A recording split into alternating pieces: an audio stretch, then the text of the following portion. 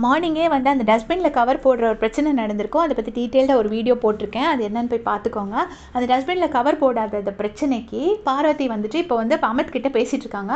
அப்போ அமித் சொல்கிறாங்க, நீங்கள் போடாதது தப்பு தானே பார்வதி அப்படின்ன உடனே அவங்க என்ன பார்வதி என்ன சொல்கிறாங்கன்னா, அவங்க என்ன சொன்னாங்க, பாத்ரூம் கிளீனிங் வந்து நாங்களே பார்த்துக்குறோம் தானே சொன்னாங்க. அப்போ அவங்களே அந்த கவரை போட வேண்டி தானே. சரி, நான் கவர் போடலை, மறந்துட்டேன், தப்பு தான். ஆனால் அதுக்காக அவங்க போட்டிருக்கலாம்ல. நான் என்ன தப்பு பண்ணிட்டேன், ஜஸ்ட் அவங்கக்கிட்ட கவர் போடலைன்னு சொல்லலை, அவ்வளோதான் நான் பண்ண தப்பு.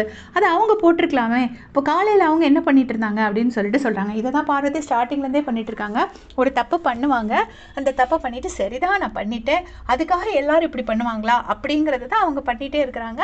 அதுவும் வெறுமனே அந்த சைடு மட்டுமே பார்த்தா பார்வதி சொல்கிறது கரெக்ட் மாதிரி சில பேர் நம்ப வேண்டிய சூழ்நிலை வந்துடும். அந்த அளவுக்கு பார்வதி சொல்லுவாங்க.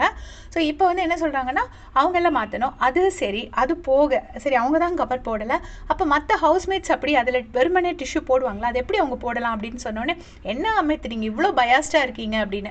இப்படி தான் அமித் வந்து ரொம்ப நியாயமாக இருக்கிறவரை, அவரே பார்வதிக்கு மட்டும்தான் பயப்படுறாரு, அவரை வந்து பயாஸ்டாக இருக்காங்கன்னு சொல்லிட்டு பார்வதி சொல்கிறாங்க. சொன்னோடனே அவர் இனி என்ன பயப்படுவாருன்னா, அவர் ஆட்டோமேட்டிக்காக விஜய் சேதுபதி சார் சொன்ன மாதிரி தான் விக்ரமுக்கு சப்போர்ட் பண்ணுறாருன்னு சொல்கிறது. உடனே நான் பயந்து போய் விக்ரமுக்கு எப்படி சப்போர்ட் பண்ணுறதுன்னு நான் பேசுவேன்.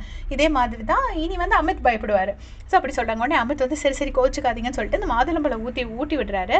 இதை பார்த்துட்டு சாண்ட்ராலாம் பயங்கரமாக சிரிக்கிறாங்க. ஓஹோ, ஊட்டி வேற விடுறீங்களா அப்படின்னு. அப்போ கான வினோத் அண்ணா சொல்கிறாங்க, இனி அடுத்த கேஸ் போட்டுற வேண்டியதான், நேற்று தான் ஒரு கேஸ் முடிஞ்சிருக்கு, இனி அடுத்த கேஸ் உங்கள் மேலே வரப்போகுது அப்படின்னு சொல்லிட்டு வினோத் அண்ணா சொல்லி சிரிக்கிறாங்க. உடனே அமித் சொல்கிறாரு, சரி சரி வாங்க நான் உங்களுக்கே ஊட்டி விடுறேன் அப்படின்னு சொல்லிட்டு வினோத் அண்ணாக்கா அமித் ஊட்டி விடுறாரு.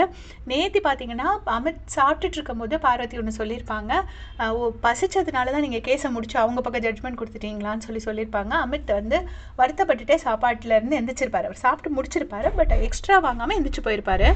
அதுக்கு அமித் ஒய்ஃப் அவங்க வந்து ஒரு போஸ்ட் போட்டிருக்காங்க, இதுவல்லவா ஃப்ரெண்ட்ஷிப் அப்படின்னு சொல்லி ஃப்ரெண்ட்ஷிப்போட ஸ்பெல்லிங்கை ஃப்ரெண்ட்ஷிப் அப்படிங்கிற மாதிரி போட்டு ஒரு எரிச்சலோடு போட்டிருக்காங்க. ஸோ ஃபேமிலி வீக் வரைக்கும் அமித் இருந்தாருன்னா பயங்கரமான நிகழ்ச்சிகள்லாம் நடக்கும் அப்படின்னு நான் நினைக்கிறேன். ஏன்னா டெஃபினட்டாக ஆல்ரெடி அவங்க வந்து அந்த வீடியோ கால்லே சொல்லியிருப்பாங்க, அமித்துக்கு அந்த மாதிரி சூதுவாதி இல்லாதனால அவருக்கு அது ரொம்ப புரியலை, அவர் அது ரொம்ப சீரியஸாக எடுத்துக்கல.